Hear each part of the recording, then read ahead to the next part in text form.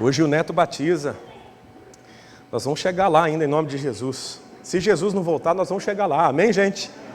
Amém. Mas isso é fruto de quem permanece, né? É fruto de quem permanece. Eu tenho certeza que ao longo dos 40 anos não foram apenas flores, mas foram muitas decisões de dizer, vamos ficar juntos, vamos permanecer. E depois de 40 anos, né? Está aí o resultado. Isso é bom, isso é testemunho para a igreja. Principalmente numa geração. E tem uma frase que eu odeio mesmo, e esses dias eu estava andando ali em Santa Felicidade, tinha um carro bem na minha frente com essa frase: orçamento sem compromisso. Eu não gosto dessa frase, porque isso dita uma cultura dos nossos tempos. Orçamento sem compromisso, casamento sem compromisso, aliança sem compromisso, se é que isso seria possível se o português fosse correto, né? Porque aliança é aliança, ela implica em compromisso.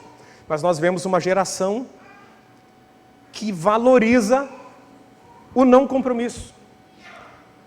Acha que é mais fácil. A gente conversa com pessoas e elas dizem assim pra gente às vezes: eu não posso casar porque eu não tenho dinheiro. Né? Aí a minha pergunta é, gente, né, respeito todo mundo, mas eu não sou padre. Né? Você não tem que...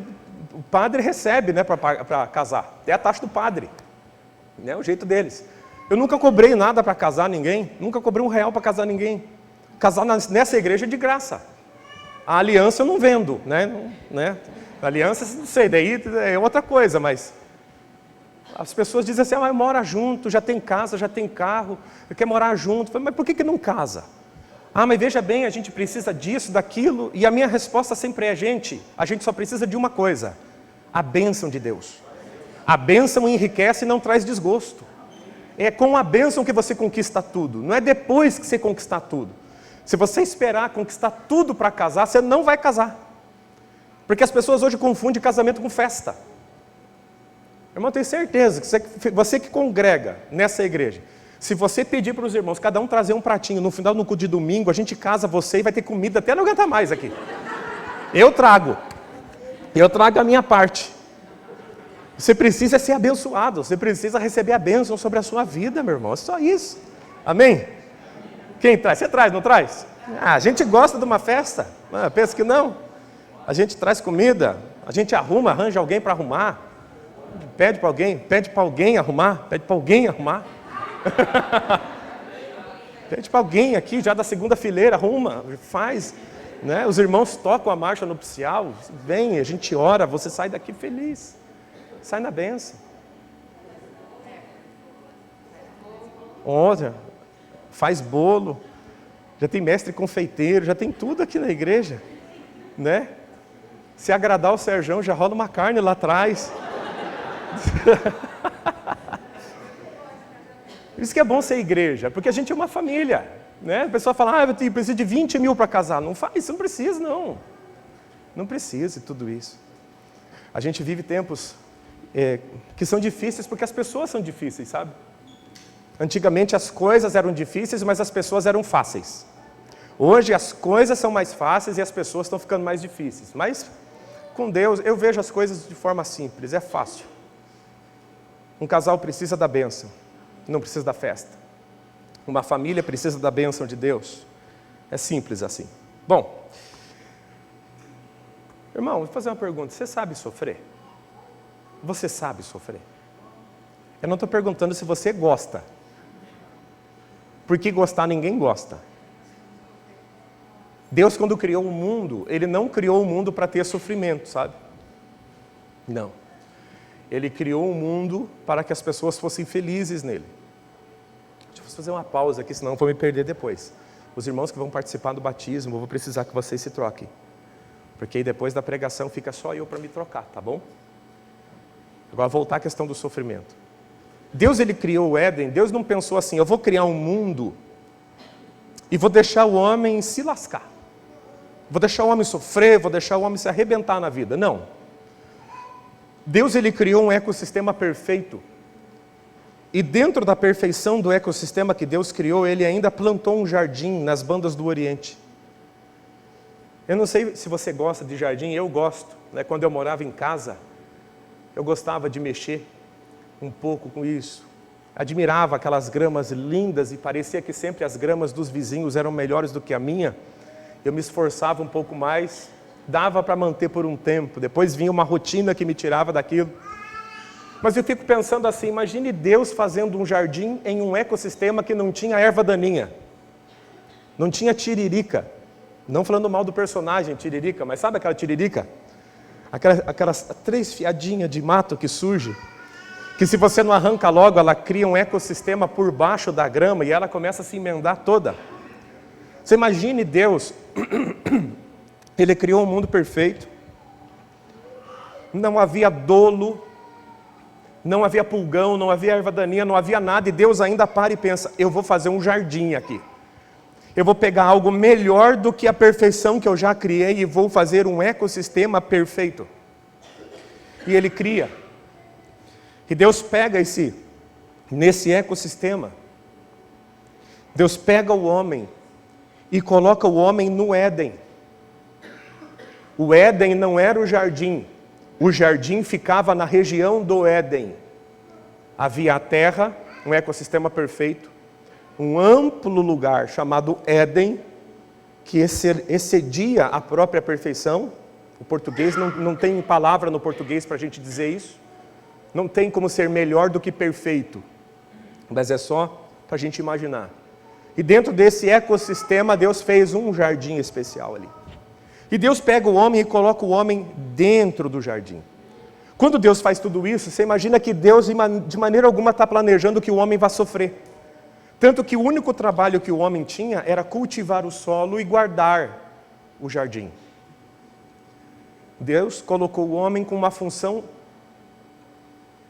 Veja, não tinha corrupção, não tinha erva daninha. O que significava cultivar o jardim? Você só cultiva um jardim que você tem que cuidar dele para que as ervas daninhas não peguem, para que a plantação flua bem. Agora, Deus coloca o homem num lugar que não precisa fazer isso e diz, o que você vai ter que fazer é cuidar. Zele por isso. Não estrague o que eu te dei.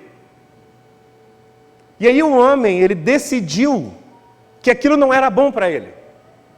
Porque estar num lugar perfeito, num planeta perfeito, numa região que estava acima da perfeição e num ecossistema maravilhoso, tendo comunhão com Deus todo dia, porque a Bíblia fala que na viração do dia soprava uma brisa no Éden.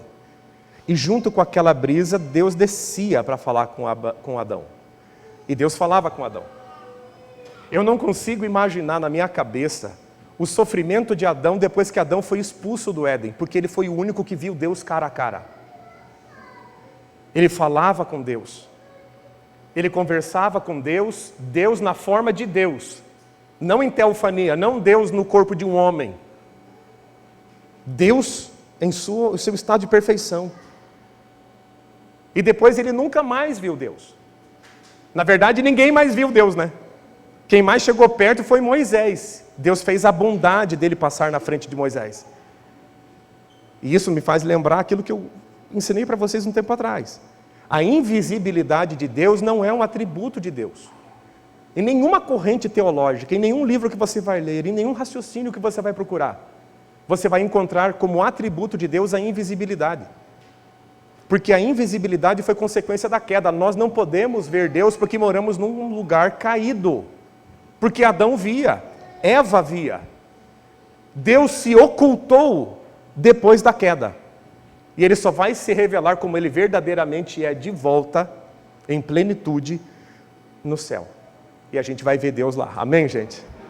Deus colocou o homem em todo esse ambiente maravilhoso e Deus não planejou o sofrimento, mas o sofrimento veio. E a Bíblia deixa para nós, de um ensino amplo, que o sofrimento ele encontra em nós apenas 4 vias para entrar em nós, para nos tocar. As decisões de outras pessoas, a gente está sofrendo isso no Brasil hoje, né? Pessoas que não sabem tomar decisões, com cargos de poder, tomando decisões que está afetando negativamente a vida de todo o povo. Então a gente sofre por causa das más decisões de outras pessoas. A gente sofre por más decisões nossas. Quem nunca, né? Quem nunca fez errado? Quem nunca tomou uma atitude errada e veio colher a consequência depois? Aí nós temos outra via de sofrimento que é diabo, demônios. Os demônios causam sofrimento ao ser humano. Isso é inegável. E a última via que a gente encontra na Bíblia de entrada de sofrimento na vida de um homem, e esse sofrimento, a gente precisa entender a natureza dele, é o sofrimento que Deus traz. Qual é o sofrimento que Deus permite chegar na nossa vida? Através das dificuldades que Deus permite. Chama-se disciplina de Deus, está no livro de Hebreus. As dificuldades da vida que a gente enfrenta depois que a gente conhece a Jesus e tomamos boas decisões, somos livres de diabos. Mas o sofrimento que vem através de Deus para nós é para nos treinar para uma vida abençoada. Se nós não entendermos a maneira como Deus trabalha dessa forma, nós vamos reagir ao sofrimento de forma errada. Porque eu não sei se você já leu a Bíblia, mas existe aqui dentro desse livro sagrado, e ele é sagrado do começo ao fim, você encontra, por exemplo, o livro de Provérbios. E lá em Provérbios, por exemplo, você vai encontrar uma questão muito, muito interessante. Para a mentalidade do povo de Deus não existe uma terceira via, só duas. Ou é certo ou é errado. Faça assim e não faça assim. Se você ler o livro de Provérbios, você vai enxergar esse paralelismo. Faça X e não faça Y. Ande com bons amigos e não ande com maus amigos. Ele faz isso o tempo todo. É uma forma de escrita, onde ele vai contrapor duas coisas ao mesmo tempo. Para o português não faz muito sentido. Porque se eu falo para o meu filho, ande com bons amigos, fica subentendido que não é para ele andar com más companhias. Porém, na Bíblia não é assim que se entende. Você tem que andar com bons amigos e evitar os maus. Você tem que escolher o bom caminho e evitar os maus. Então, não existe uma terceira forma, sabe? E em relação ao sofrimento, só tem duas maneiras de você encará-lo. Ou você encara o sofrimento do jeito certo, ou encara o sofrimento do jeito errado. Não tem a terceira via. Ninguém é neutro. A vida exige uma posição e a gente se posiciona o tempo todo. E nessa noite, a palavra do Senhor no livro de 1 Pedro, capítulo 3, do verso 13 em diante, vai falar para nós o jeito certo da gente encarar o sofrimento. Mas antes de falar do jeito certo, eu vou seguir a mentalidade bíblica e vou falar para você como não fazer errado. E você talvez se identifique, de alguma maneira, com os textos. Deixa aberto o teu texto, se você quiser. Se você tiver a habilidade de mudar o texto, rápido. 1 Coríntios, eu vou te mostrar como não reagir diante do sofrimento. Como que a Bíblia nos ensina a não reagir diante do sofrimento. A maneira errada de encarar aquilo que é inevitável. Porque não dá para evitar o sofrimento. Dá para evitar tomar más decisões? Dá. Eu não posso evitar que outros tomem más decisões e essas más decisões me afetem. Não dá para fazer isso. Mas eu consigo fazer com que o diabo não toque na minha vida, seguindo ao Senhor e expulsando ele. Amém? Nenhum crente pode sofrer debaixo da mão do diabo no Novo Testamento. Não existe isso. Agora, o sofrimento que Deus traz é um sofrimento que traz algo para mim melhorar. É uma disciplina de Deus. Desse eu também não consigo sofrer. Por isso que a Bíblia diz assim, ó, Jesus aprendeu por meio do que sofreu. O sofrimento de Jesus não era porque um diabo estava nele, não era porque ele tomava más decisões. Não era por causa disso. Ele vivia no mundo como homem, então ele sofria por causa da decisão dos outros. Mas o maior foco do sofrimento que a Bíblia fala do Messias é para cumprir a vontade de Deus, das quais nós fomos culpados, porque quem matou Jesus na cruz não foram os romanos, foram os meus pecados e os seus. Existe como reagir de forma errada? Puxa, de uma forma muito ampla, mas eu só vou pegar o capítulo 10 de 1 Coríntios para a gente não expandir muito, tá? Capítulo 10 de 1 Coríntios, verso 1. Eu vou ler tudo na NVI hoje, tá? Porque não quero, irmãos, que vocês ignorem o fato de que todos os nossos antepassados estiveram sob a nuvem e todos passaram pelo mar. Então ele está contando uma história É Paulo contando sobre a história do povo judeu na travessia do Mar Vermelho. Em Moisés, todos eles foram batizados na nuvem e no mar. Deus fez um batismo de 600 mil homens de um dia só. Quando o povo de Deus passou pelo Jordão, no Mar Vermelho, o apóstolo Paulo interpreta isso como um batismo em massa. Eles foram batizados em Moisés, na água e na nuvem. Os que nasceram depois de atravessar o Mar Vermelho, quando eles estavam no Sinai, a nuvem baixou e eles foram batizados para entrar para o povo da aliança. Sabe aquela questão que Jesus fala no Novo Testamento, quem crer e for batizado será salvo? Isso não vale só no Novo Testamento, isso valeu sempre. Deus já fez isso com o seu próprio povo. É o que ele está falando aqui. Aí no verso 3, todos comeram do mesmo alimento espiritual, beberam da mesma bebida espiritual. O que ele está falando da comida e da bebida? Pois bebiam da rocha espiritual que os acompanhava. E essa rocha era Cristo. Então, o povo de Israel era nômade, sabe? Então, eles migravam de um lugar para outro no deserto. Lembra disso? Então, quando eles estavam num lugar, quando eles estavam acampados, tinha uma rocha que dava água para eles quando Moisés falava com a rocha. E aí, Deus levantava a nuvem se movia e o povo se movia. Quando eles chegavam em outro acampamento, eles batiam o olho, a rocha estava lá de volta. E eles bebiam daquela água. E a nuvem de Deus levantava e ia para o outro lugar, e eles iam. Quando eles chegavam lá, a rocha estava lá. E o apóstolo Paulo diz que a rocha era Cristo. Foi por causa disso que Moisés não entrou na terra prometida também. Porque o pai manda ele falar com a rocha, ele bate na rocha, ele fere a rocha. E não era para fazer aquilo. Porque a rocha era Cristo. Quem está inventando isso sou eu? Não, é o apóstolo Paulo que está falando isso. Pastor, mas dá para acreditar que uma pedra acompanhava o povo? Meu irmão, você acredita que o Mar Vermelho abriu? Você acredita que um grande peixe engoliu Jonas? E nós acreditamos, porque nós somos ortodoxos. Eu acredito em tudo que a Bíblia ensina. Na verdade, começaram a se duvidar da Bíblia no ano mais ou menos 1900, 1890, quando começou o liberalismo teológico na Alemanha. Aí começaram a dizer que não era bem o peixe que engoliu Jonas, era só uma alegoria, que o Éden é uma alegoria. E isso veio contaminando a igreja ao longo do tempo. Mas a Bíblia é literal no que ela fala. Amém?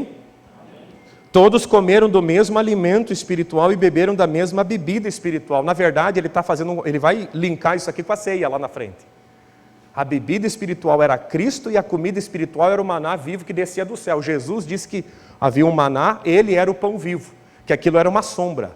Então o povo teve a oportunidade de comer uma bebida espiritual e beber uma bebida e comer uma comida espiritual durante 40 anos e não valorizou. A gente já vai chegar nesse ponto. Beberam da mesma bebida espiritual, pois bebiam da rocha espiritual que os acompanhava. E essa rocha era Cristo. Contudo, Deus não se agradou da maioria deles. Por isso, os seus corpos ficaram espalhados no deserto. Por que Paulo dá essa retrospectiva? Por que ele fala do batismo? Por que ele fala de uma forma espiritual da ceia? Por que ele fala da presença de Cristo? Porque ele está dizendo que mesmo quem já batizou nas águas, quem participa da ceia, quem está na igreja, pode cair no desagrado de Deus. Esse é o link que ele quer puxar no livro de 1 Coríntios. Porque o problema de Corinto, da igreja de Corinto, além da imoralidade sexual, era a divisão interna da igreja. E Paulo vai trazer à memória do povo o que aconteceu no passado como uma lembrança para não se repetir agora. Portanto, nós que estamos aqui, que ceamos, que já fomos batizados nas águas, se nós não estivermos em ordem com Deus, nos encontrando em graça com Deus, servindo a Deus, nós podemos cair na mesma condenação. É isso que ele está falando no texto. Vai lá, verso 6. E essas coisas aconteceram como exemplo para nós, para que não cobicemos coisas más. Você pode cobiçar coisas más e eu também. Nós não estamos numa bolha. Há um risco de quem já saiu da lama do pecado voltar a cobiçar isso. E isso é um exemplo para nós não cobiçarmos coisas más como eles fizeram. E aqui vem as reações do povo de Israel a partir do verso 7, que mostram para nós a maneira errada de reagir ao sofrimento. Não sejam idólatras como alguns deles foram, conforme está escrito: o povo se assentou para comer e beber e levantou-se para se entregar à farra. Essa é a primeira reação errada ao sofrimento, a idolatria. A segunda, no verso 8: não pratiquemos imoralidade como alguns deles fizeram. Em um só dia 23 mil morreram, ou um dia morreram, em um só dia morreram 23 mil. Imoralidade sexual é a segunda reação errada ao sofrimento da vida. Terceiro, não devemos pôr o Senhor à prova. Terceira reação errada diante do sofrimento da vida, como alguns deles fizeram, e foram mortos por serpentes. 10, verso 10, a quarta reação errada: não se queixem, como alguns deles se queixaram, e foram mortos pelo anjo destruidor. Verso 11, ele vai concluir o argumento. Essas coisas aconteceram a eles como exemplos. Por que Deus escreveu a história de Israel para nós? Nós somos brasileiros, curitibanos. Estamos longe dessa época. Exemplo. Eles são um exemplo para nós. Foram escritas como advertência para nós, para que sobre quem tem chegado o fim dos tempos. Se você tem medo do fim dos tempos, ele já começou há quase 2000 anos atrás. Você já está nele. Assim, aquele que julga estar firme, cuide-se para que não caia. Não sobreveio a vocês tentação que não fosse comum aos homens, e Deus é fiel. Ele não permitirá que vocês sejam tentados além do que podem suportar. Ah, pastor, mas eu fui tentado e não aguentei. Mentira. Ou a gente está mentindo em alguma área, ou o texto sagrado está mentindo. Ele não permitirá que vocês sejam tentados além do que podem suportar. Mas quando forem tentados, Ele mesmo, Deus, lhes providenciará um escape para que possam suportar. Aqui está um quadro de como não reagir diante do sofrimento da vida. Idolatria e imoralidade, pôr o Senhor à prova e rebelar-se contra Deus, se queixar contra Deus. Talvez para nós a idolatria seja algo muito distante já. Se bem que quando a gente começa a se queixar da vida, a gente começa a achar que Deus não está cuidando muito da gente, que Deus não vai prover o amanhã, a gente começa a olhar muito para as coisas materiais. E muitos crentes começam a tratar o dinheiro como o senhor da sua vida. E isso é uma idolatria moderna. Mas não é tanto o que nos toca. A imoralidade também, por ser algo tão visível assim. Os israelitas foram para esse lado. Quando? Quando Moisés sobe no monte para pegar a tábua da aliança, as duas, ele desce. O povo acha que ele está demorando demais. E por demorar demais, eles chegam para Arão e falam: Arão, ajuda a gente, resolve o negócio. Moisés já deve ter ido embora. Moisés não vai descer. Já se passaram mais de 30 dias, Moisés ficou 40. Vamos fazer o seguinte, faz algo para a gente adorar aí. E Arão, que era o líder que ficou no lugar de Moisés, deu uma ordem. Olha, peguem todo o ouro que vocês têm aí, o ouro que Deus deu para vocês quando vocês saíram do Egito, e a gente vai fazer um ídolo. E aí eles trouxeram o ouro, e eles fundiram, e apareceu, e surgiu a imagem do bezerro de ouro, famoso bezerro de ouro, que eles chamaram de Iavé. Falaram assim: aqui está o Deus de vocês. E isso nos bota uma grande responsabilidade, quem é líder, quem é pastor, porque o povo adora o Deus que o líder apresenta. Se o líder é dinheirista, o povo vai adorar o dinheiro, é só questão de tempo.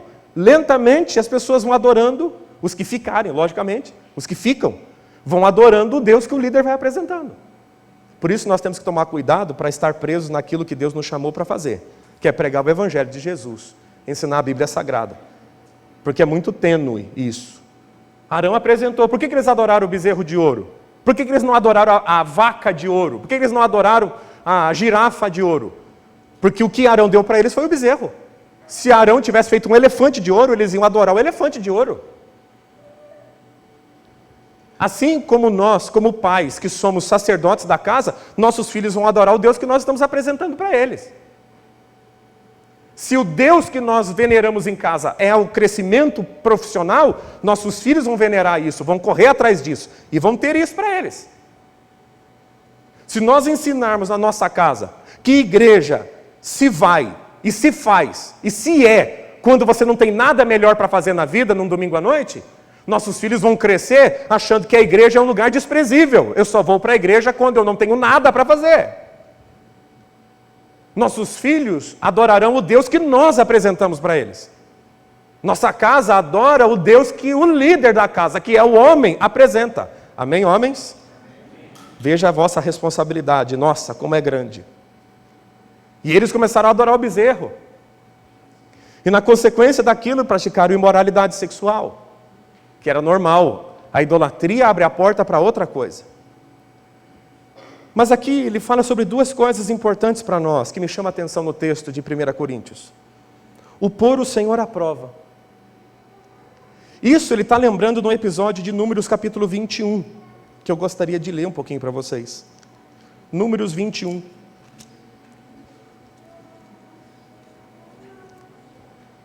Paulo está lembrando desse fato.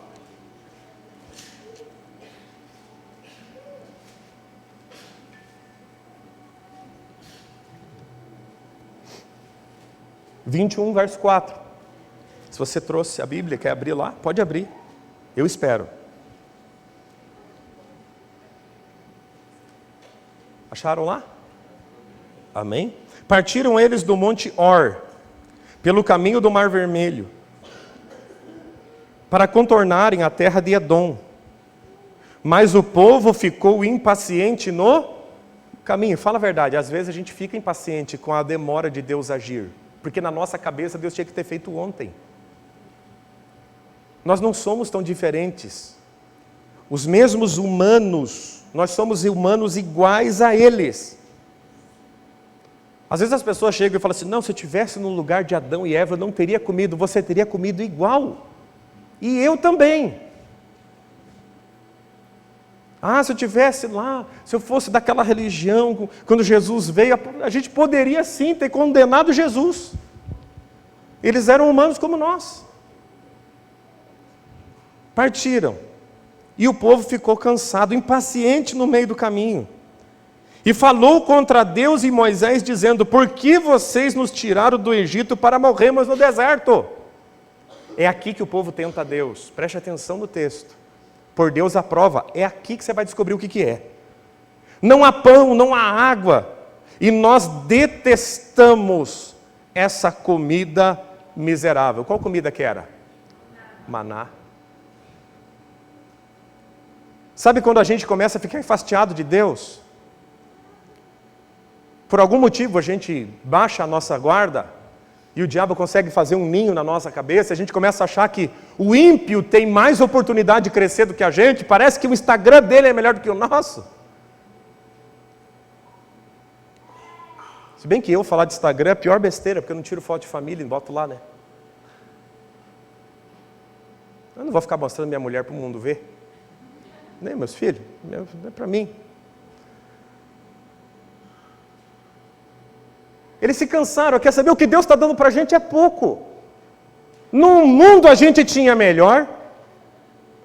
Esse raciocínio fez com que Deus irasse com o povo. Isso é colocar Deus à prova. Deus, o Senhor não está dando o suficiente. Porque lá no mundo está melhor. Lá no mundo tem mais oportunidade. O povo estava falando para Deus de forma cabal, simples. Estamos com nojo dessa comida miserável. O que Deus está dando para a gente não é suficiente. É o que eles estavam falando, viu? Não faça um recorte dessa parte e me coloque lá na internet falando que eu estou falando errado. Era o que eles estavam dizendo. E isso colocou a Deus à prova.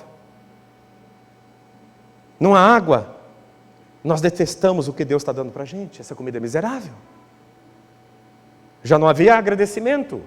E quando acaba o agradecimento, vem a afronta. Quando a gente para de agradecer, a gente entra no terreno imediato de colocar Deus à prova. Tem pessoa que faz isso com o dízimo. Tem gente que acha que Deus é obrigado a fazer porque ela devolve o dízimo. E tem gente que não devolve o dízimo porque ela acha que outra pessoa que não devolve é mais rico do que ela. Você está tentando a Deus. Eu não vou orar porque o outro não ora. Então o teu padrão é o outro. O padrão deles era o mundo, era o Egito. O que é o Egito na Bíblia? O lugar que Deus libertou seu povo.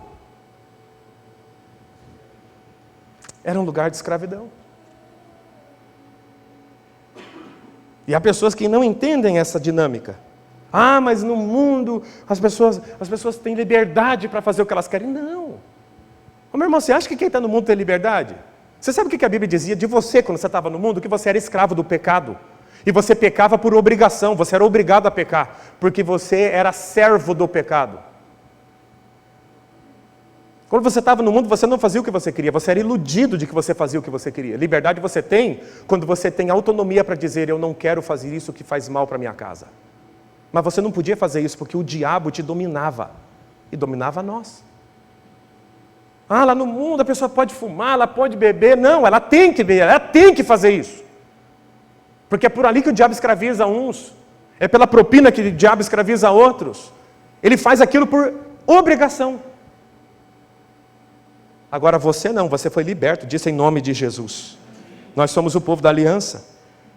E a Bíblia diz assim, então o Senhor enviou serpentes venenosas que morderam o povo, e muitos morreram.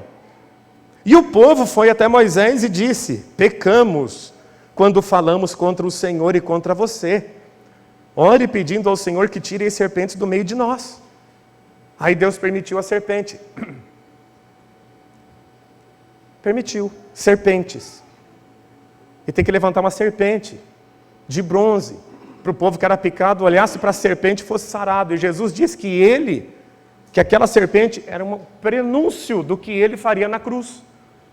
Que todos que tivessem picados pela serpente, todos que estivessem comendo a consequência do seu próprio pecado, sofrendo pelas picadas do seu próprio pecado, se olhassem para a cruz e abandonassem o pecado, seriam sarados. E não foi isso que aconteceu com você? Foi isso que aconteceu comigo, foi isso que aconteceu conosco. O diabo, não cansado de ser diabo, e ele nunca cansa disso, Mateus capítulo 4 vai falar também a respeito dessa temática. Porque das maneiras de agir diante do sofrimento, das maneiras erradas, pôr o Senhor à prova talvez seja algo que realmente toca mais a nós. Mateus capítulo 4, verso 5.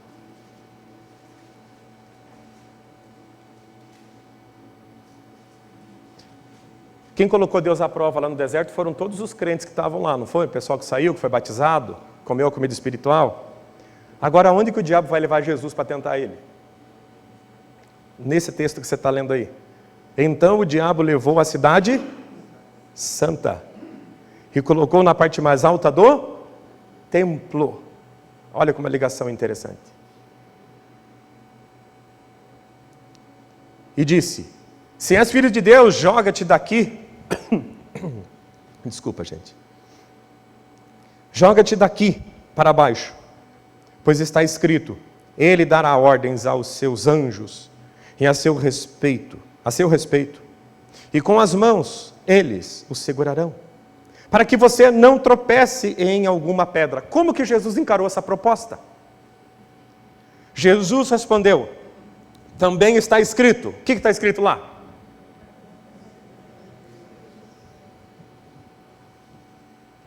Jesus encarou aquilo como a mesma oportunidade que o povo de Israel teve lá atrás, de colocar Deus à prova. Se o Senhor é meu Deus, então o Senhor vai fazer. Irmão, não faz isso.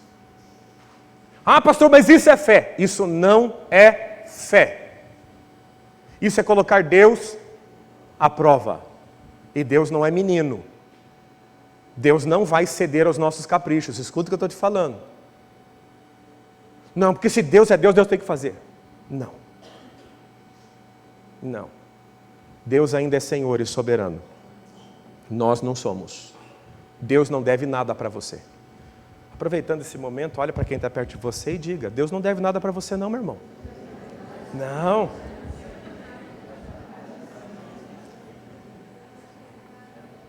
Deus não te deve nada.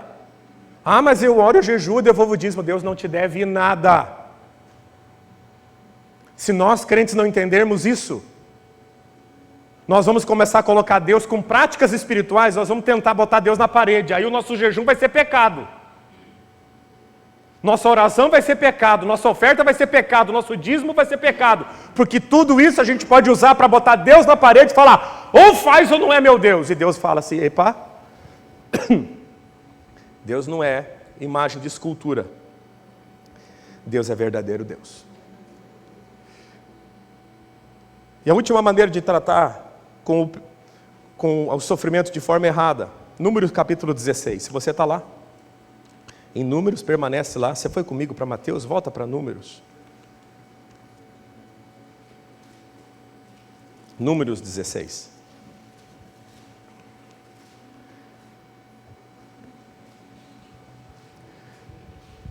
Sofrimentos, só para você não se perder na pregação. Sofrimentos são inevitáveis. Você vai passar por eles. Existem só duas formas de você lidar com o problema. O jeito certo e o jeito errado. O jeito errado, 1 Coríntios 10. É isso que eu estou estudando com você agora. Daqui a pouco a gente vai para Pedro. A maneira certa de encarar o sofrimento. Amém, gente? Só para você não se perder no que está sendo ensinado. A rebelião foi uma maneira errada de lidar com o sofrimento na época do Êxodo ainda. Números capítulo 16, verso 3, narra para nós essa história. Corá, filho de Izar, vou ler o verso 1 para fazer sentido, tá? Só para ler o contexto.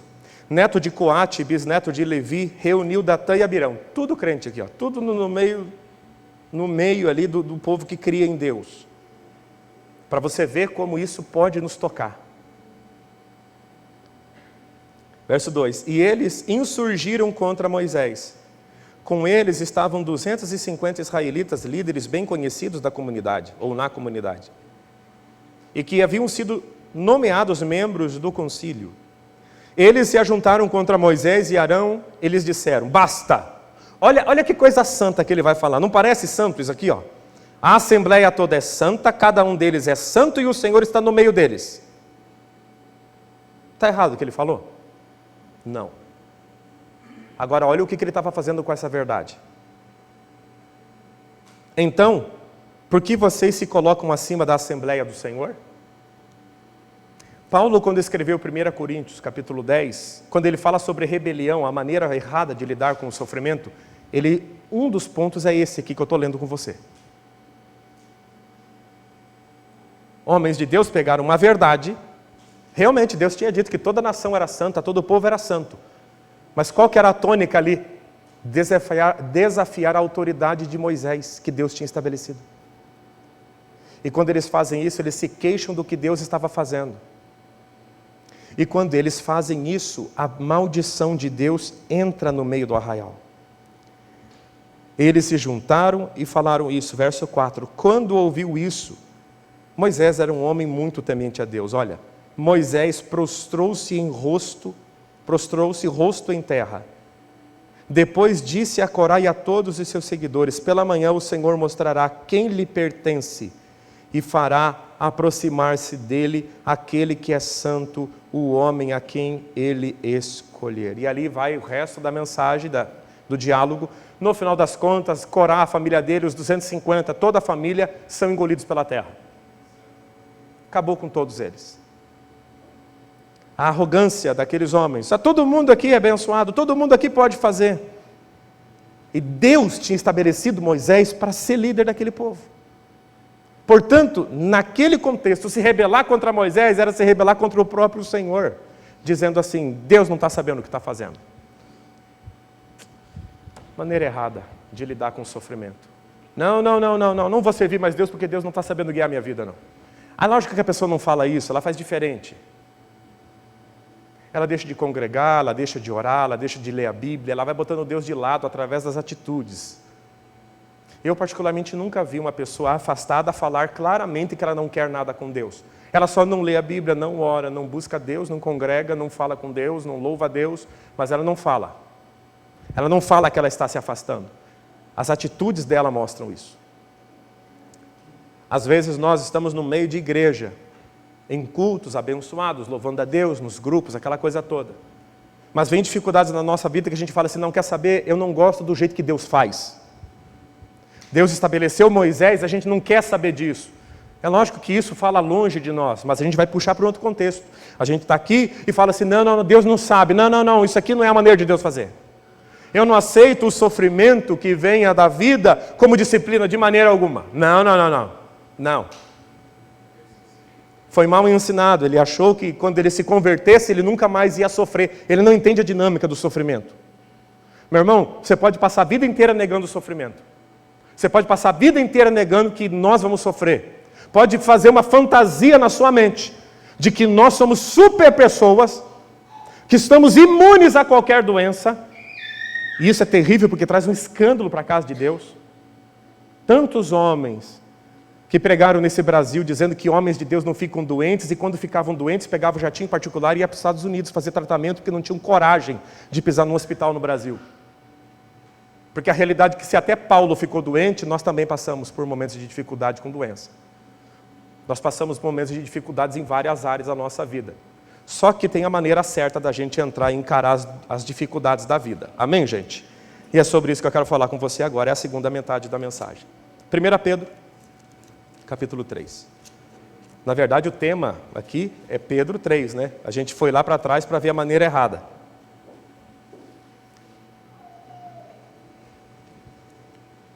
1 Pedro, capítulo 3, verso 13. Eu acho assim extraordinário ler Pedro, sabe? Principalmente o que a gente vai ler aqui. Porque o homem que por muito menos pegou uma faca, cortou a orelha do soldado, vai falar coisas aqui extraordinárias. Aí você vê que Jesus transforma vidas mesmo. Você foi transformado por Jesus? Amém? De dentro para fora, assim? Que existe a transformação e o adestramento, né? Existe uma diferença muito grande. Tem pessoas que são adestradas pelo ambiente que elas estão. Mas tem gente que é transformada por Jesus de verdade. Dentro dele muda o negócio. E aqui eu vejo Pedro de uma maneira muito transformada, assim, muito transformadora de forma evidente. Olha lá o verso 13. Capítulo 3, verso 13. Quem há de maltratá-los se vocês forem zelosos na prática do bem? É a pergunta. Ele começa o ensino com uma pergunta. A maneira certa de encarar os sofrimentos. Verso 14. Todavia, mesmo que vocês venham a sofrer, porque praticam a justiça, vocês serão felizes. O camarada tinha cortado a orelha do soldado, porque o soldado ia aprender Jesus, agora ele está falando. Num contexto geral, já adianto. Se for para sofrer, sofra por ser honesto, correto e digno. É isso que ele vai falar aqui. Porque não pode você sofrer por ser um bandido, um mau caráter, um ladrão, um caloteiro, um mentiroso, porque você nasceu das águas. Mas vou voltar ao texto. O camarada que cortou a orelha está dizendo assim, olha, todavia, mesmo que tenham de sofrer, porque praticam a justiça, vocês serão felizes. Não temam aquilo que eles temem. Não fiquem amedrontados. Agora ele vai dizer a maneira certa de encarar os sofrimentos da vida. Primeiro, santifiquem Cristo como Senhor em seu coração. O que isso quer dizer? Se você passar por sofrimentos, passe por ser servidor de Cristo. E não perca a sua santidade.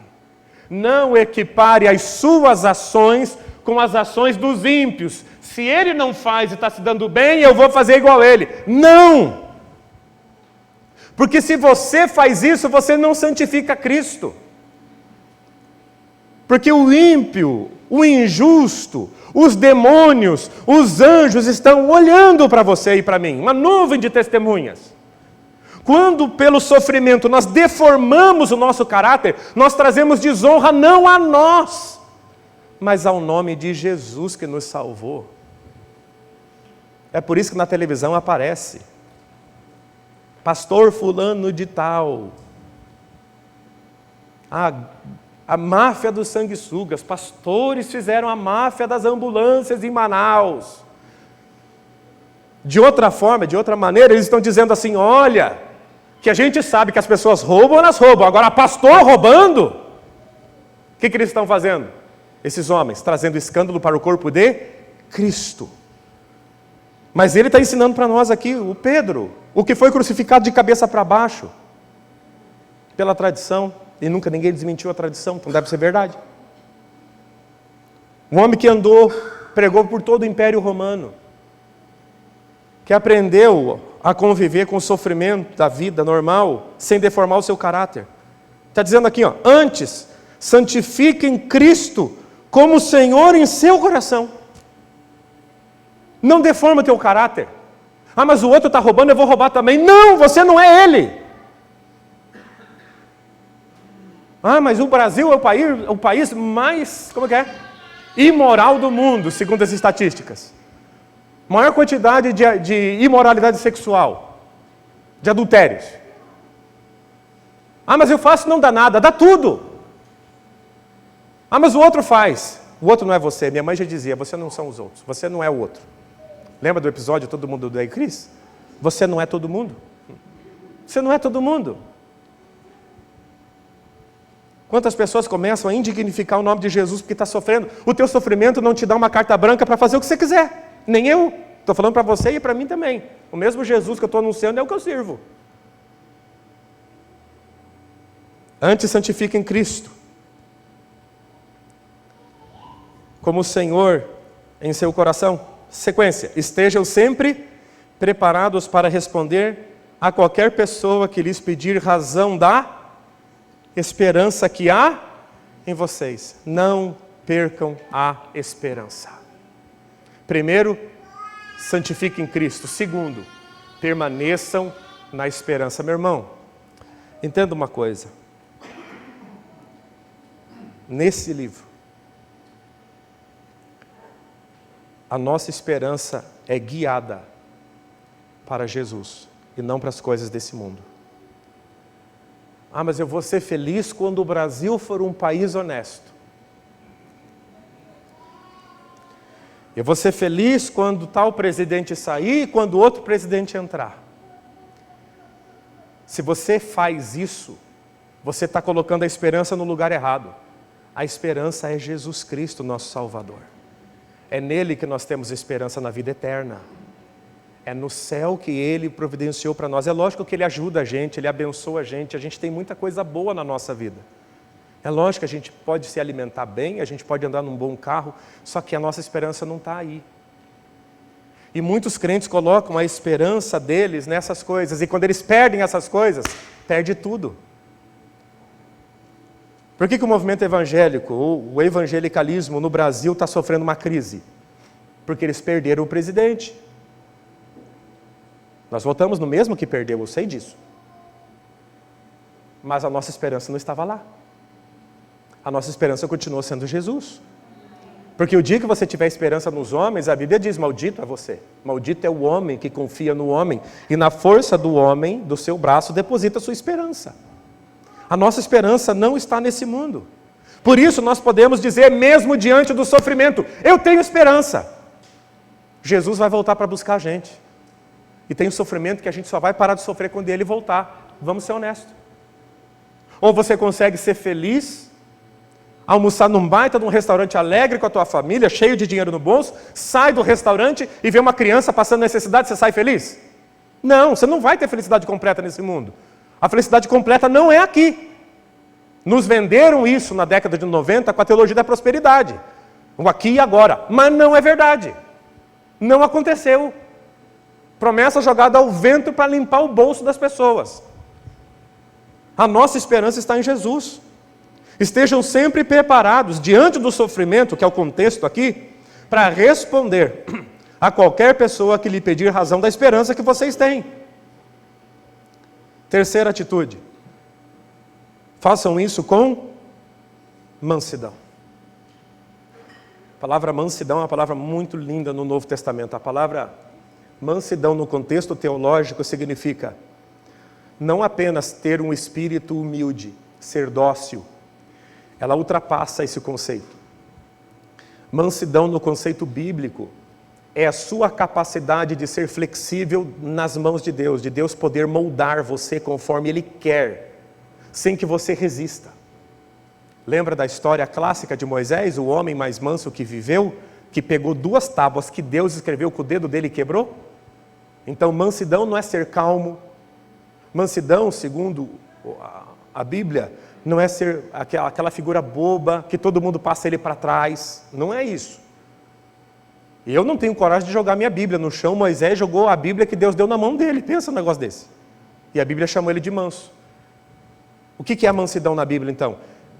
É a flexibilidade que alguém tem de Deus fazer com ele o que quiser, sem que ele reclame. É o barro na mão do oleiro, e o oleiro trabalha o barro, amassa o barro, e o barro permite-se ser moldado para ser o que o oleiro quer que ele seja.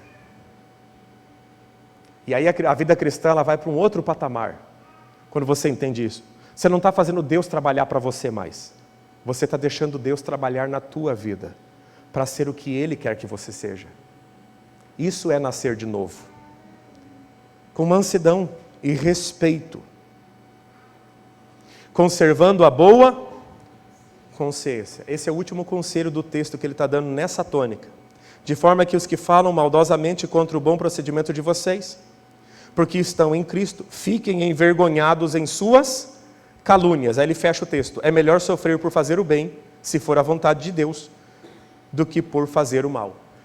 A última maneira de encarar isso, o sofrimento, boa consciência. Eu estou sofrendo, mas não é porque eu faço errado. É uma maneira de boa consciência diante do sofrimento. Eu tenho consciência que eu estou passando por um sofrimento, mas não foi porque eu roubei ninguém, não foi porque eu caluniei ninguém, eu não passei ninguém para trás, eu não fiz nada de errado. A Bíblia diz, é uma maneira de encarar o sofrimento, com boa consciência.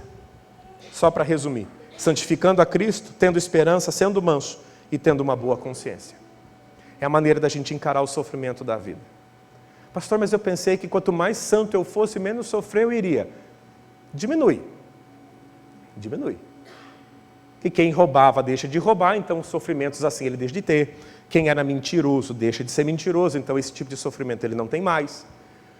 Mas existe o sofrimento inerente da vida. E nós não podemos entrar nesse mundo achando que a gente não sofre. Eu acho que a pior consequência da teologia da prosperidade é essa. Um evangelho triunfalista já. Que você não vai sofrer, que você não vai passar dificuldade, que você não vai passar por momentos de enfermidade. Esse é o pior legado que nós tivemos. A minha geração cresceu ouvindo isso, porque eu sou de 84. Em 90, eu tinha 6 anos. Então, eu cresci quando isso veio. E eu vi muita gente sendo derrotada. Graças a Deus que Deus me tirou desse meio. Eu vi muita gente sendo derrotada. Falando uma coisa e vivendo outra. A Bíblia diz que nós vamos sofrer. O sofrimento é inerente. Porém, os momentos de aflição não se comparam com a glória que Deus vai revelar sobre nós. Essa é a nossa esperança. Amém, gente? Como você está reagindo aos sofrimentos da vida? Como que a gente está reagindo? Isso é importante. É sobre isso que a gente está falando. Vamos orar? Feche um pouquinho seus olhos.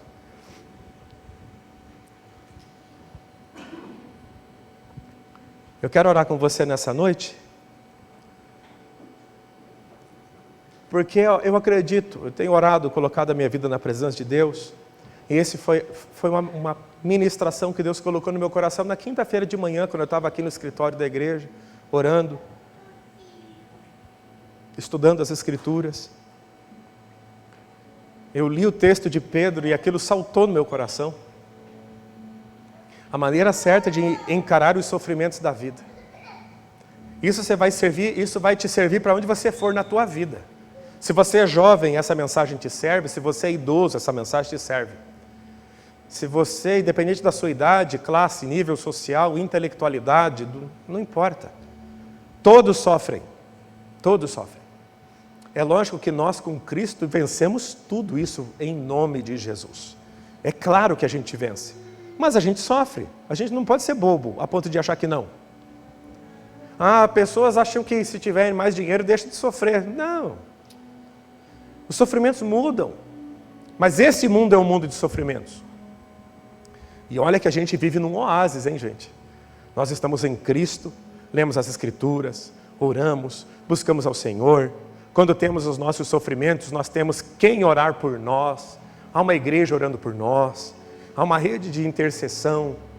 Temos os grupos onde podemos orar. E a gente está muito bem. Mas isso não nos bota numa bolha. Não nos coloca numa bolha. Isso, pelo contrário, não nos expõe mais, logicamente, mas é inerente da vida o sofrimento. E se você não souber lidar com ele da forma bíblica, você vai ter problema. Primeiro, santifica Jesus no seu coração. Seja uma pessoa mansa, uma pessoa dócil diante de Deus. Mantenha a tua esperança e uma boa consciência. E agora eu quero orar com você em nome de Jesus. Eu vou fazer um pouquinho diferente do que eu tenho feito. Eu gostaria que você permanecesse sentado. E a gente vai orar mesmo com você sentado. Deus ouve a tua oração quando você está sentado também. Senhor, nós oramos agora sobre a tua palavra. Pai, nós sabemos que nesse mundo há sofrimentos. O Senhor não nos deixou sem essa revelação. No mundo tereis aflições. É lógico que a gente não vive em aflição, porque o Senhor nos dá escape, nos dá livramento, nos dá bênçãos, move coisas impossíveis e nos dá graças extraordinárias. Mas isso não nos livra de ter, em alguns momentos, ansiedade do futuro. Como seres humanos, a gente tem. Esses são os nossos sofrimentos. Mas, meu Pai, nos ajude a encarar isso de forma digna. Que ninguém se deforme nessa igreja diante das dificuldades da vida, do sofrimento. Que ninguém perca o seu caráter. Que nenhum de nós venha se deformar a ponto de Cristo ser desonrado em nós. Pelo contrário. Que mesmo em momentos de dificuldade, como Paulo e Silas enfrentaram na prisão, tenhamos nossos lábios em adoração ao seu nome. Porque se estamos hoje em aflição, em algum momento de aflição, aflitivo, o Senhor vai vir daqui a pouco e vai nos livrar dela. Seja no arrebatamento da igreja ou com alguma bênção especial que o Senhor está programando para a nossa vida. Nos ajude, meu Pai, a manter o nosso coração na tua presença, a manter a esperança. Nos livra de perder a esperança no meio do sofrimento da vida. Porque o Senhor não prometeu que o mundo seria algo maravilhoso para nós. Pelo contrário, o Senhor disse que o Senhor nos enviaria como ovelhas para o matadouro, num ambiente de hostilidade. E eu te peço em nome de Jesus, meu Pai, tira essa má inocência do coração de qualquer um aqui, de achar que ele não vai sofrer. Porque se ele achar isso, ele vai perder a esperança, Pai. Ajude-nos, meu Deus, a sermos mansos, a não queremos te ensinar a ser Deus, mas nos entregar nas suas mãos, nos submeter ao teu jeito de ser e de fazer as coisas, para que o seu nome seja honrado na nossa vida. E eu peço que o Senhor nos abençoe com uma boa consciência.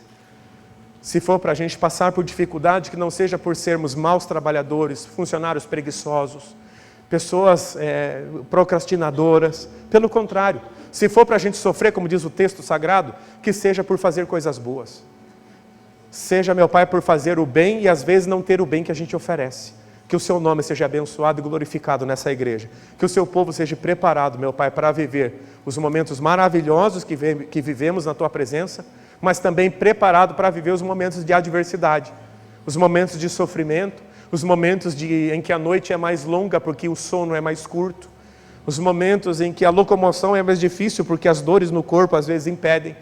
Que tudo isso, meu Pai, as adversidades não nos impeçam de servir ao Senhor com alegria e de estarmos na tua presença todos os dias em oração, santificação e serviço. Eu oro em nome de Jesus. Se você compreende e recebe essa palavra, aplauda o nome do Senhor nessa noite em nome de Jesus.